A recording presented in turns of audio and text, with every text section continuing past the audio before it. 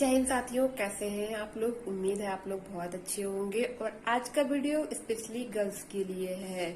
जिन girls के इतने marks आ रहे हैं तो उनको अपनी आगे की क्या तैयारी करनी चाहिए उसके बारे में यह वीडियो है। तो यह वीडियो स्पेशली मैंने गर्ल्स के लिए ही बनाया है।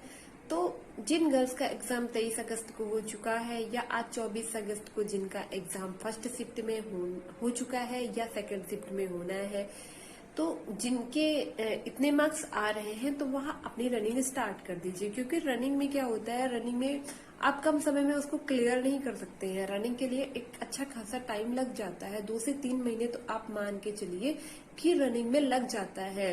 तो जनरल और ओबीसी की गर्ल्स मैंने एक साथ इसलिए कहा क्योंकि इन दोनों की जो कट ऑफ रहती है लगभग सेम रहती है। 2-4 नंबर भी नहीं, 1-2 नंबर का अंतर रहता है, बहुत ज्यादा अंतर नहीं रहता है।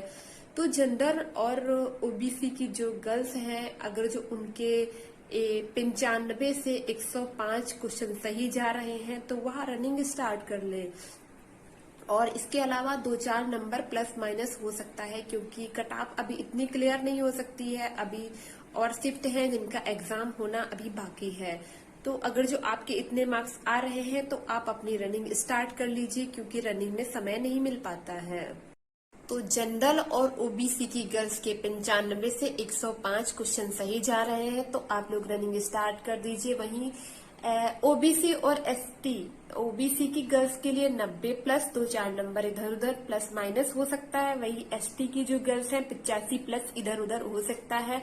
अभी आने वाले शिफ्ट का एग्जाम होना है तो आप इतना मान के चलिए, अगर जो आपने आंसर की से जो अभी दिखा रहे हैं उस हिसाब से अगर जो आपने अपने मार्क्स मिला लिए हैं तो आपको देर नहीं करनी चाहिए, आपको रनिंग स्टार्ट कर देनी चाहिए। क्योंकि रनिंग जो है बहुत हार्ड है और 14 मिनट में 2400 मीटर की रनिंग आसान नहीं होती है। मेरे हिसाब से मुझे रनिंग टफ लगती है। तो आप लोग रनिंग स्टार्ट कर दीजिए। और आने वाले दिनों में जिन गर्ल्स का एग्जाम होना है तो वह इन बातों पे ध्यान देंगी तो उनका एग्जाम जरूर क्लियर हो जाएगा। क्योंकि जिस हिसाब से पेपर का लेवल आ रहा है, ठीक ठाक लेवल आ रहा है, आप अच्छे प्रश्न अटेम्प्ट कर सकते हैं पेपर में।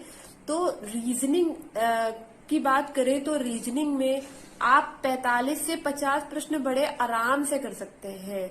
इतने प्रश्न आप करके आइए और ज्यादा प्रश्न के चक्कर में मत पड़िए। जिन प्रश्नों में लग रहा है कि टाइम, उनको छोड़ के आगे बढ़ जाइए। किसी प्रश्न में ज्यादा समय बर्बाद करने की जरूरत नहीं है।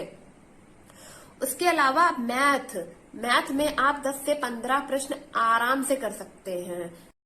और जिन लोगों की जीएस अच्छी है उनके 20 से 25 प्रश्न आराम से हो सकते हैं। और जिनकी जीएस मान लीजिए कुछ ठीक नहीं है, वो जो मैंने पिछला वीडियो बनाया है उसमें मैंने बताया है कि जिस हिसाब से पेपर में प्रश्न आ रहे हैं उस हिसाब से आप अपनी तैयारी कर सकते हैं।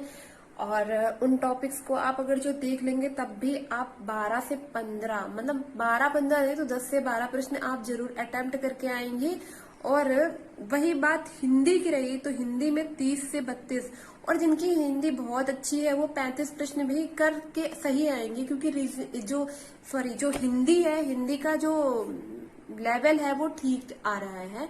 तो आप हिंदी को अच्छे से कर सकते हैं। और जिनकी हिंदी नहीं ठीक है वो भी 30 से 32 प्रश्न आराम से कर सकते हैं।